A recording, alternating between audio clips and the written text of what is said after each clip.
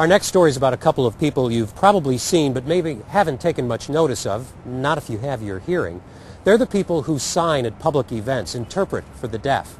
As Anne-Marie Berger shows us, it's clearly a demanding job, but it's one thing to be just accurate, something else to be really good.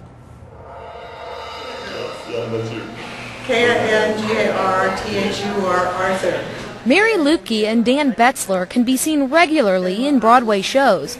When the musical Spamalot was in town, this duo was on stage for 2 nights. He was not afraid to die, oh brave Sir Robin. But they weren't seen center stage. In fact, they weren't even heard. But they were an important part of the show.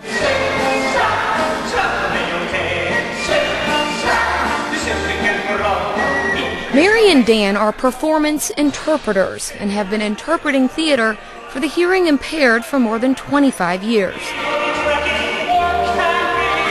Well before the American Disabilities Act was implemented in 1992, these two were involved with the deaf community, integrating them with the hearing world.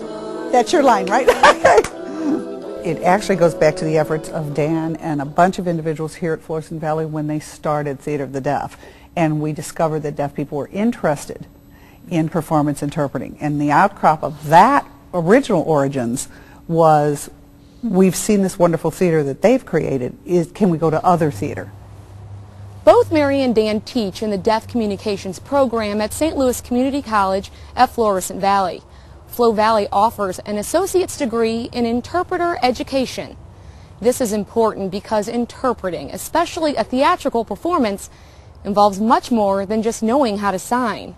Well, Mary and I both have masters in theater, so it's someone who studied the theater and also understands writing, the way scripts are written, kind of, and we sit down with a script and divide it out. 5 ounces do not carry a 1-pound coconut. But as an interpreter, your charge is to do what they're doing. So you have to kind of put aside what you think. Like as an artist, we may choose to direct a show or do it completely different than they're doing it on the stage. But it's their interpretation, and then we do the interpretation of that. So it's a kind of a triple art. Mastering any art takes time. To interpret a performance, especially a Broadway musical that they've never done before, Mary and Dan need at least a month to prepare. We need a month. Now that's because I throw that out in the case of a Spamalot or a whatever, because we're experienced. But if you were taking an inexperienced performance interpreter and putting them in front of a Broadway play, I would say a couple of months. Mm-hmm. Oh, certainly when we teach our students, interpreting students, sometimes it's 2 or 3 months.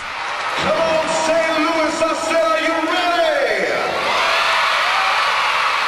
ready? They use American Sign Language and interpret many kinds of performances in venues all around St. Louis and in Chicago. Broadway musicals, children's shows, concerts, any platform work where they can stand in front of an audience and interpret dialogue and lyrics to deaf consumers. And that's why they do it. We would just simply go right through it because from where we were sitting, we don't expect us to lip read from way far away, so we just watch the body action and try to follow the story that way.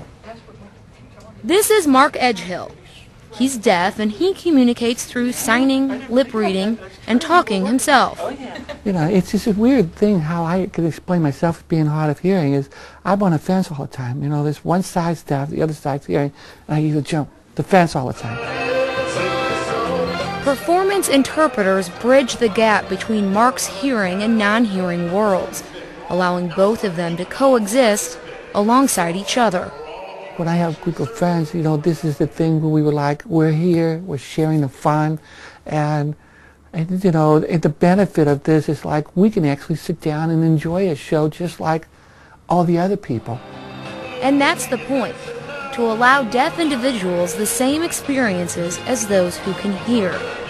And while it's not unusual these days to see interpreters at performances, it wasn't always routine. Each city is different, but according to Mary, St. Louis offers services for the deaf community that aren't found everywhere. And there's 2 reasons for that. One is the deaf community here is very strong in advocating for themselves and what they want. And the second is that the large major venues in St. Louis have been more than accommodating in providing the services, and this was long before ADA. So we had some really sensitive individuals. And I'm always encouraging more, because it's better for us. And for the deaf, it will become even more beneficial and become more, smarter and more involved with the community. That's the important thing, I think, instead of being just left out and, what do you say, left in the closet. That kind of feeling. Not anymore now.